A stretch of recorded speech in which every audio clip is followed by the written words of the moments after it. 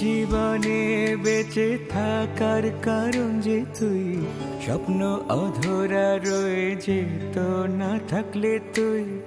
এই জীবনে বেঁচে থাকার কারণ যে তুই, স্বপ্ন অধরা রয়ে যেত না থাকলে তুই। আমার পৃথিবী পুরোটাই তোকে ঘিরে, জীবন চলার পথে দেখছি ফিরে ফিরে।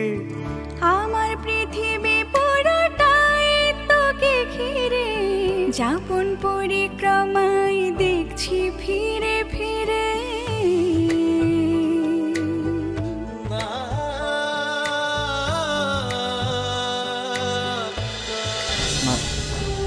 ভাবলাম যে আশেপাশে সবাই খোঁজাখুঁজি করছে, আর তাছাড়া আপনিও খুব টেনশনে আছেন, তাই আমি আর বসে থাকবো কেন। তুমি নিজেকে যতটা বুদ্ধিমান ভাবো ততটা কিন্তু আসলে নও।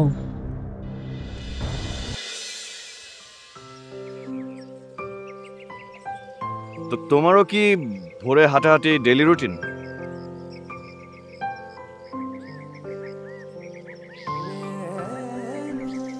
ছিল একটা সময় যখন বাবা ছিলেন।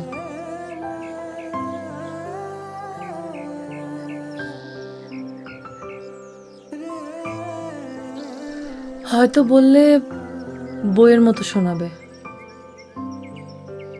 কিন্তু বাবা আমাদের দু বোনকে এমন কিছু অভ্যাস করিয়েছিলেন যেগুলো ঠিক বই থেকেই উঠে আসে। আমাদের শোবার ঘরে জানলার পিছনে একটা বেলি ফুল গাছ ছিল। সারা রাত বেলি ফুলের ঘ্রাণ নিয়ে ঘুমাতাম আমরা। পুকুর পাড়ে একটা শিউলি ফুলের গাছও ছিল, যেটা নিচে অসংখ্য লজ্জাবতীর গাছ ছিল। ফুল ফুটে থাকতো অসংখ্য। ভোরের এই সময়টা ছাড়া এত তাজা ফুল আপনি কোথায় পাবেন? আমাদের সকালটা শুরু হতো ফুলের ঘ্রাণ আর আহির ভেরো দিয়ে, বাবার গলায়।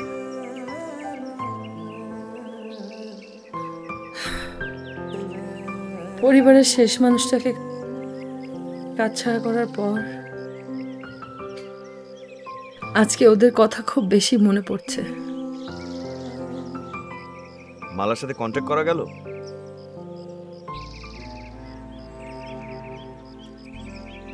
হ্যাঁ। কোথায় ও? It's okay, no big deal. মানে I'm just concerned about her safety. যদি সে ঠিক থাকে ফাইন।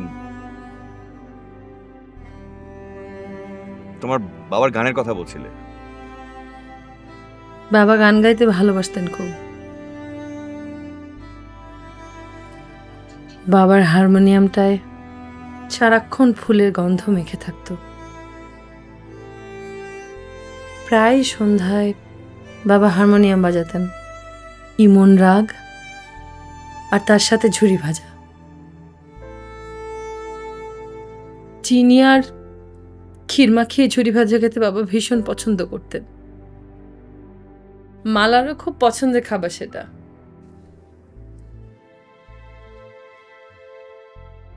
আই গেস তোমাদের বাবা তোমাদের নাম নজরুলের শিউলিমালা থেকে রেখেছে। আপনি ঠিক বলেছেন।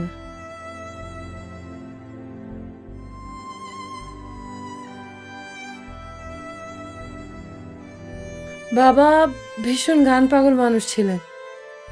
বাগান করতেন, গান করতেন, আমাদের গান শেখাতেন, মালাকে তানপুরা বাজানো শেখাতেন।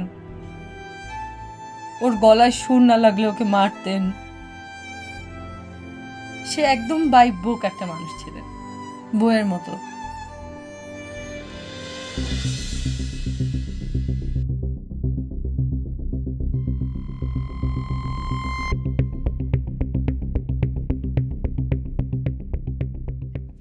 ঘটনা মোড় কোন দিকে নিতেছে আমি কিছুই বুঝতে পারছি।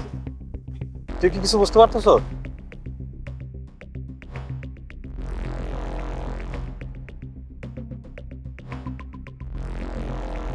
আমিও কিছু বুঝতে পারতেছি। তখন দুজনে মামলা দিল, অতি সাধারণ একটা ঘটনা, এটা নিয়ে তো মামলা দেওয়ার কিছু ছিল না। তা আমারে ফোনে বলতে পারতো, দরকার হইলে গ্রামবাসীর ডাইকা পাড়া প্রতিবেশী ডাইকা এটা সমস্যার সমাধান করতে পারতো। তা না করে মামলা দিয়ে বসলো। আচ্ছা, মামলা যে দিল, পুলিশ তো এখন বাড়িতে আসবে। এই অবস্থায় কি আমাদের বাড়িতে থাকাটা ঠিক হবে? না, তোর বাড়িতে থাকা নিরাপদ হবে না। তুই এক কাজ কর, তুই ঢাকা চলে যা। ঢাকা যে আমার বাড়িতে যে ওঠ, কেউ তোর খুঁজে পাইব না। ঢাকার বাসায় কতদিন থাকবো? এটা তো কোনো সলিউশন হইতে পারে না। কোনো দোষ করি নেই, কিছু করি নেই, একটা ভুয়া মামলা দিয়ে রাখছে। আর এই উকিল তো ইচ্ছা করলে নিয়োগ দেওয়া যায় এখনই, কিন্তু আগে দেখি। অনেক সময় কি হয় জানোস, রাগের মাথায় মামলা দিয়ে ফেলায়, পরে রাগ কমে গেলে মামলা উঠায় নেয়। আগে মতি গতি দেখি, তারপরে উকিল ধরবো না যদি কেস না উঠায়। তুই এক কাজ কর, শোন, তুই তোর আব্বারে ফোন দে, ফোন দিয়ে পুরো ঘটনা খুলে বল। বাবার সাথে আমার কথা হয়েছে, আমি বাবাকে কিছুই জানাইতে পারি নাই। তুমি তো জানো বাবা কিরকম বদমেজাজি অনেক, তার উপর কাজে আছে বাইরে। এই ঘটনা জানলে কোত্থেকে কি হয়ে যায়। চাচা, তুমি তো বাবার সাথে কথা বলো না। তুই তোর বাপরে চিনস না? তার যদি আমি কিছু বলি সে শুনবো, আর সে আমার কোনো কথা কখনো শুনে, সে যেটা ভালো মনে করে সেটাই সে বোঝে। মানুষের কথা সে শোনে না, তারে পরে জানা মনে। চাচা, তোমার তো মেম্বারের সাথে অনেক পুরানো সম্পর্ক, তুমি কি তারে বুঝায় বলো না? এসব গ্রামের মানুষ নিজেদের মধ্যে এসব মামলা টামলা এসব ঝামেলা যাওয়ার কি দরকার? চাচা, একটু মামলাটা তুলে নিতে বলো না প্লিজ। শোন, এই বিষয়ে মেম্বারের সঙ্গে আমি কথা বলবো না। গত ইলেকশনের পর থেকে ওর সঙ্গে আমাকে ঝামেলা হয়ে গেছে, সেটা তুইও জানো, আমিও জানি। আর মামলা দিছে, তাতে কি হয়েছে? এতে ভয়ের কোনো কারণ নাই। তুই সোজা আমার বাড়িতে ঢাকায় যা, ওইখানে চাচি আছে, তোর নিধি আছে, উনি তুই আরামেই থাকবি। আচ্ছা, আমি না হয় তোমার ঢাকার বাড়িতে গেলাম, কিন্তু মামলা তো আমার একার উপরে হয় নাই, শামীমা আপার উপরে হয়েছে। একে তো মেয়ে মানুষ, তারপর আবার দুর্বল হার্টের। কিছু যদি শুনে, আমি তাকে এখনো কিছু জানাইতে পারিনি। তুই এক কাজ কর, শামীমারে মামলার ব্যাপারটা জানা। মেয়ে মানুষ, আমার ভাবতে খুব খারাপ লাগতেছে। আমাদের বাড়ির মেয়ে মানুষ অ্যারেস্ট হবে, থানায় যাবে, হাজতে যাবে, লজ্জায় আমার গা রিরি করে উঠতেছে। আমি শামীমারে আগেই মানা করছিলাম যে এত বাড়াবাড়ি করিস না, কিন্তু কে শোনে কার কথা? এখন শামীমার জন্য খুব খারাপ লাগতেছে। তুই নাইলে আমার বাড়িতে যে থাকবি, অসুবিধা নাই, কিন্তু ও কই যাইব? তুই ওরে বুঝে শুনে ওরে শ্বশুর বাড়িতে পাঠাই দে, ওইখানে যে কদিন থাকুক, ওরে কেউ খুঁজে পাইব না। চাচা, আমার তো ঢাকার বাড়ি যাইতে বলতেছে, বুঝতেছি না কিছু। মেম্বারের সাথে একটু কথা বলে সমস্যা কি তার?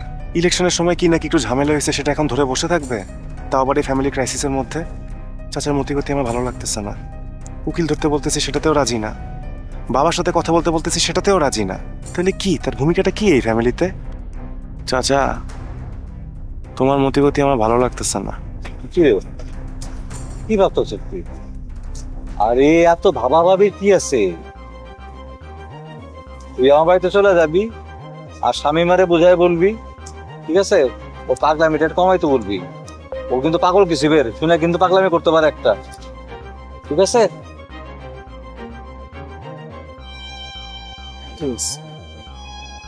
তাহলে আমি যাই আর। হ্যাঁ, যা, তুই তাড়াতাড়ি ব্যাগটা গুছা টাকার বাড়িতে যাবি। ঠিক আছে।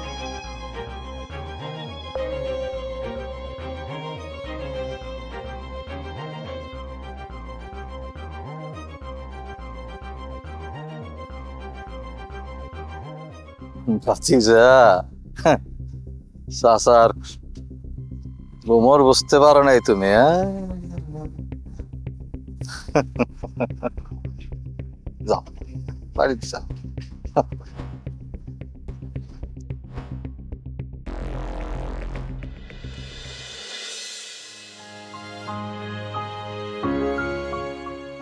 ব্রেকফাস্ট করেছেন? না, আমার ব্রেকফাস্ট শুধু এক কাপ কফি। আচ্ছা, করে দেব। My pleasure. আমি বাড়ি নিয়ে আসছি, আপনি এখানে দাঁড়ান, না তো একটু আশপাশে হেঁটে বেড়ান, নিয়ে আসছি। ঠিক আছে।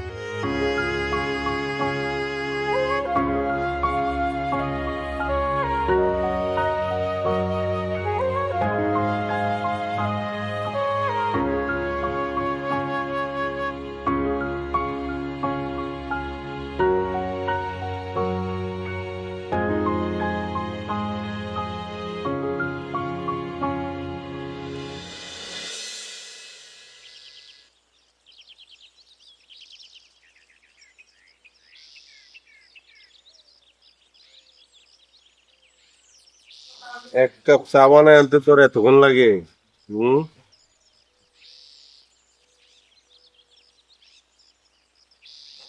আচ্ছা, কালকে রাত্রে আমি চলে আসার পরে তুই কি জমিলার সাথে ছিলি নাকি? কি কোন বস, জমিলা আপা ছিল এক রুমে, আমি আসছিলাম আর এক রুমে। বিশ্বাস করে? তোর কথাই তো বিশ্বাস করতে হইব, কারণ কোনো এভিডেন্স তো নাই। আমি কেমনে জানুম তুই কোন রুমে ছিলি? আচ্ছা জায়গা বাদ দে, তোর কথাই বিশ্বাস করলাম। জমিলা তোরে কোনো কথা কইছে, কিছু জিজ্ঞেস করছে? না, আমার তেমন জিজ্ঞেস করে নাই। তাই তার সমস্যা একটাই, সেই জায়গায় নিরাপত্তা পাইতেছে। এই নিরাপত্তা না পাওয়ার কি আছে?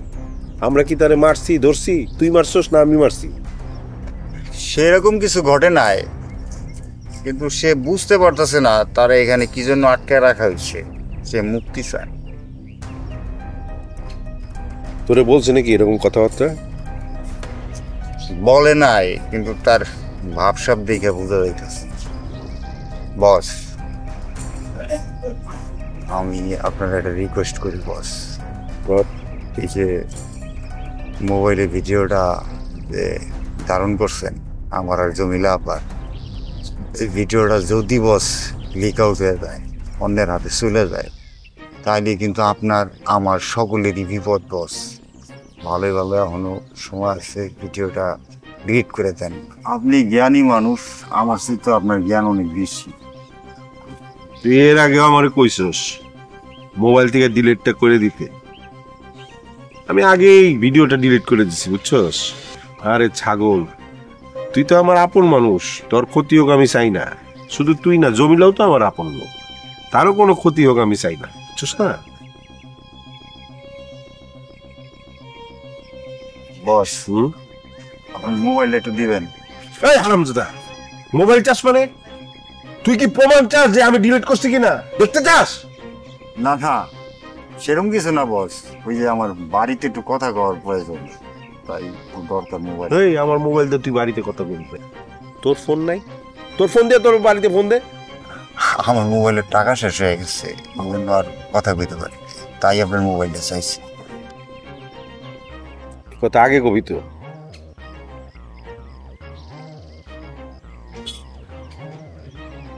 এনে তোর ফোনে 100 টাকা পাঠাই দিলাম, এখন যা বাড়িতে কথা কর। পরে কমুনি। আপনি আর কিছু খাইবেন? না, কিছু খামু না। শোন, জমিলা কিন্তু খুব চালাক মায়া মানুষ, তোর থেকে সুবিধা নিতে চাইব, তোরে ইউজ করে তার স্বার্থ হাসিল করার চেষ্টা করবো। তুই কিন্তু ধরা দিস না। আর এই প্রজেক্টটা সাকসেসফুল হলে তোর জন্য একটা গিফট আছে। কি গিফট বস? আরে সেটা পরে শুনিস, আগে কাজটা ভালো মতো করতে হবে। কাজটা আগে ঠিক মতো নামা, তারপরে দেখি তোর ভাগ্যে কি আছে।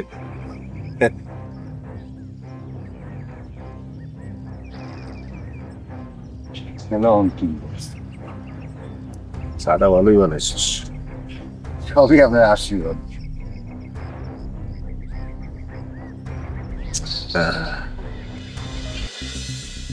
চা খাবি? কাকা চা দিয়েন তো, দুধ চিনি বাড়ায় 2টা চা। আর কইস না, কালকে সারাটা রাতটা ঘুমায় নাই।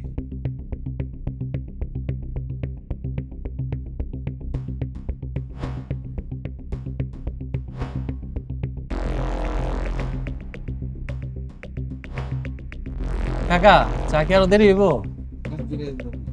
তাড়াতাড়ি বানান। মামা চান্স কিন্তু অন্য আছে। কি কইতাছিস তুই?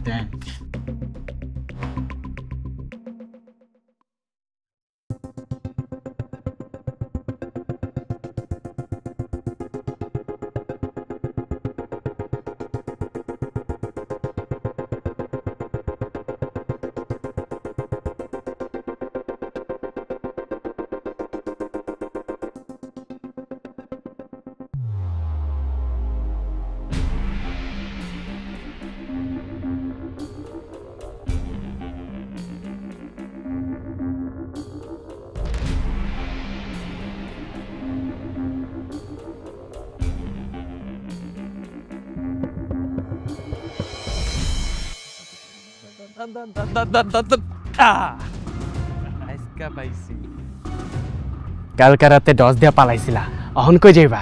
দেখেন আমি কিন্তু এখন চিৎকার করব। দাও দাও, চিৎকার দাও, কোনো লাভ নাই। আশেপাশে তাকায় দেখো, কোনো মানুষও নাই। দেখেন ওই যে মানুষ। কই?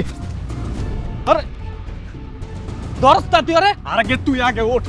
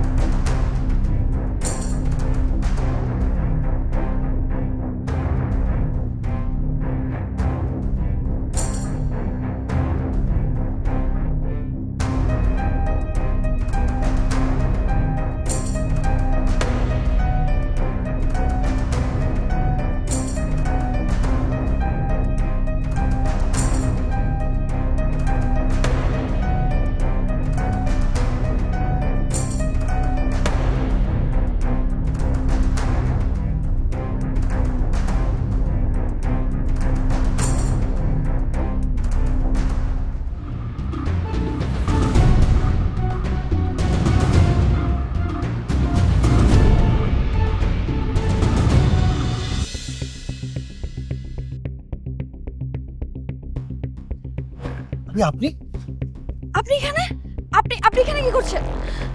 আপনি এখানে কি করতেছেন? নাকি আমাকে ফলো করতে করতে আসছেন? আমি আপনাকে কেন ফলো করব?